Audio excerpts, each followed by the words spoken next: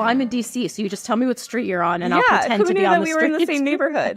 That's I'm wild. never in Georgetown, though, so usually if I'm in Georgetown, I'm so angry that I'm there because it's usually very busy. The parking, the people. I feel that. I have to go return something, and I'm like, I can't do this. There are 50,000 people on the street. I specifically avoid Georgetown for returns. If I'm going to Georgetown, I'm on a mission for food or something, but oh my God, I avoid Georgetown like the plague unless it's important.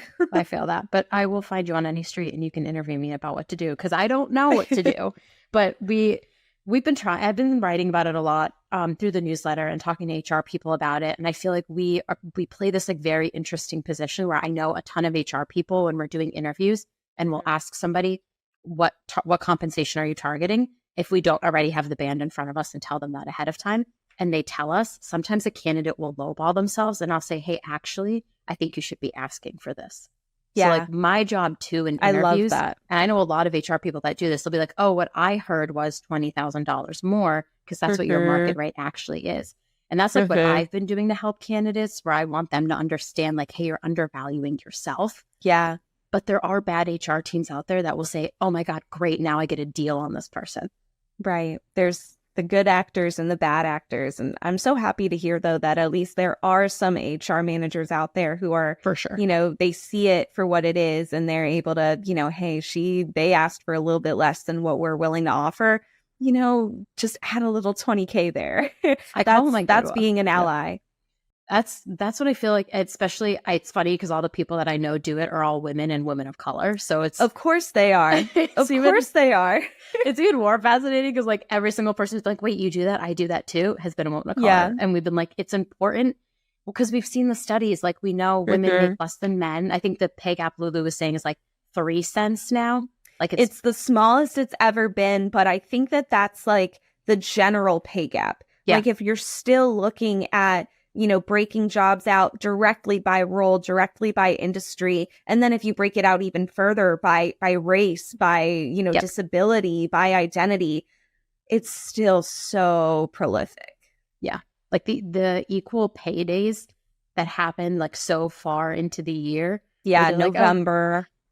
I'm like, you're kidding me. Like, wait, how is no one mad about this? I think I said it on LinkedIn once because I was like, by the time we close the pay gap, I will be dead. I will be long gone from this earth.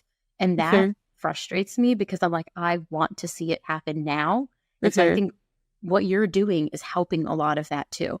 And I think like there are a lot of HR people who are also trying to help it. And I see this massive movement and I just hope that it can be sooner rather than later.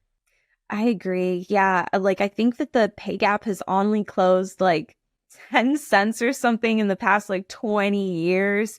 It's so like it's just like little baby tiny steps in the right direction. But I mean, I am encouraged by pay transparency legislation kind of helping close those gaps and putting more pressure on corporate America to be a good actor in this space. But yeah, it is really discouraging, especially, the second I put anything in my content about equal pay, the comments. Really? The comments are, I've told my husband, like, I literally, the only men that I like in this world are my husband and my dad. And the internet is the internet is the entire reason behind that, because the comments that I see from men, and it is men, like, and that's not just me, being like a feminist, but like it is men who are always the ones saying, the pay gap doesn't exist. Women are complaining. Oh, like this woman made more than this guy in this video, so the pay gap isn't real.